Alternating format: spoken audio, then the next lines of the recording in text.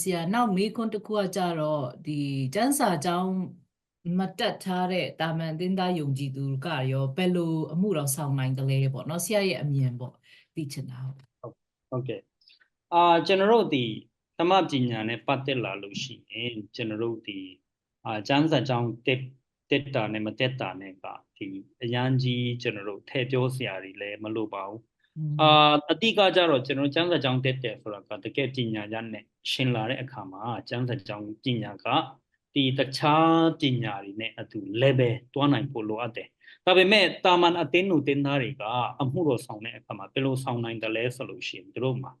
ဖယားသခင်ကကျွန်တော်အားလုံးကို story ပေးထားတယ် story ဆိုတာကtestimony အသက်ပေါ့နော်ဆိုတော့အဲ့ဒါမျိုးတွေကိုကျွန်တော်တို့ကအသုံးချပြီးတော့မှအမှုတော်ဆောင်လို့ရပါတယ်နော်ပြောချင်တာကကျွန်တော်အရန်ကြီး theology တတ်ဆရာမလိုပါဘူးဟိုသုံးပါးတဆူတို့ Trinity တို့ Unity တို့ Triunity တို့စသဖြင့်အဲ့ဒါတွေသိစရာမလိုပါဘူးတာမန်ယုံကြည်သူတွေကယုံကြည်ပြီးတာနဲ့သူတို့ရဲ့အသက်တာထဲမှာဒီလိုပြောင်းလဲတယ်ဆိုတာဘုရားသခင်ရဲ့အလုပ်ဖြစ်တဲ့အတွက်ကြောင့်သူတို့အသက်တာထဲမှာဘုရားသခင်လုပ်တဲ့အရာကိုရိုးရိုးလေးတက်တည်ခံခြင်းအပြင်တခြားသူတွေကိုခွန်အားပေးလို့ရတယ်တခြားသူတွေကိုအဲ့ဒီသူတို့ရဲ့ story အပြင်ဘုရားသခင်ရဲ့ကောင်းမြတ်ခြင်းကိုသူတို့တက်တည်ခံဝင်ခလို့ရတယ်ဆိုတော့ကြားနာတဲ့လူတွေကခွန်အားရတဲ့အခါမှာသူတို့ရဲ့အသက်တာပြောင်းလဲနိုင်တယ်ဆိုတော့ဘုရားသခင်ကကျွန်တော်တို့ကိုပြောင်းလဲစေတဲ့အခါမှာအရန်ကြီးနမိတ်လက္ခဏာအကြီးကြီးတွေလုပ်ပြီးတော့မှပြောင်းလဲစေတာမဟုတ်ပါဘူး။နော်ကျွန်တော်နှလုံးသားကိုနူးညံ့စေပြီးတော့မှကျွန်တော်ရဲ့နှလုံးသားအဖြစ်ကျွန်တော်နှလုံးသားထဲမှာအလုပ်လုပ်ခြင်းအဖြစ်တန်ရှင်းသောဝိညာဉ်တော်အလုပ်လုပ်ခြင်းအဖြစ်ပဲပြောင်းလဲစေတဲ့အတွက်ကြောင့်ဒီလိုမျိုးနဲ့အရန်တက်တည်ခံပြီးတော့မှအခုတော့ဆောင်လို့ရပါတယ်။သူတို့တီထားတဲ့ကျမ်းချင်းလေးတွေခွန်အားရတဲ့ကျမ်းချင်းလေးတွေကိုသူတို့ရိုးရိုးလေးပြောပြတော့ပါလေတက်တည်ခံလို့အဲ့လိုမျိုးအခုတော့ဆောင်လို့ရတယ်ဟောတကယ်ကိုကမတိပဲနဲ့တေးသေးချာချာနားမလဲပဲနဲ့အကြီးကြီးတွေပြောပြတော့မှတော့ပြောလို့ရှိရင်တော့အဲ့ဒါကပြဿနာဖြစ်သွားတယ်နော်ဘာဖြစ်လို့လဲဆိုလို့ရှိရင်လူတယောက်ဒီဘယ်လိုပြောမလဲဖះနဲ့နီးစပ်ဖို့နေတာဒါကိုကမနိုင်ပဲနဲ့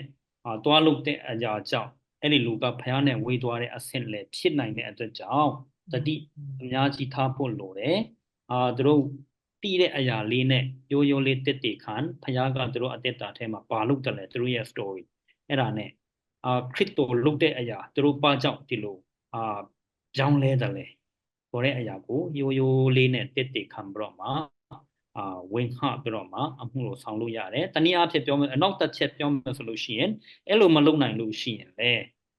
ဗာလဲစီးပွားရေးသမား solution စီးပွားရေးသမားအလျောက်ပေါ့နော်ဖခင်ရဲ့အမှုတော်ဆောင်ဖခင်ရဲ့အမှုတော်မြတ်အတွက်ပါဝင်ခြင်းအဖြစ်သူ့ရဲ့ဥစ္စာရှာဖွေတဲ့အရာတွေကနေပါဝင်ပြီးတော့မှလည်းအမှုတော်ဆောင်လို့ရတယ်လို့တက်တေမခံနိုင်ဘူးမခံတတ်ဘူးမဟောပြောတတ်ဘူးဆိုလို့ရှိရင်လည်းဆူတောင်းခြင်းအဖြစ်လည်းအမှုတော်အစီခံလို့ရပါတယ်။ဆိုတော့ကျွန်တော်တို့အတိကကြတော့ဟောပြောခြင်းတဲ့ဆူတောင်းခြင်းရဲ့တကူဟာအမှုတော်ထဲမှာပို့ပြီးမှထိရောက်တယ်ဆိုတာကိုတော့ကျွန်တော်တို့အားလုံးကသိမှဖြစ်တယ်။အဲ့တော့ဆူတောင်းပေးခြင်းအဖြစ်အဲ့လိုမျိုးအမှုတော်ထဲမှာပါဝင်လို့ရပါတယ်ဆိုတာကိုကျွန်တော်ပြောချင်တယ်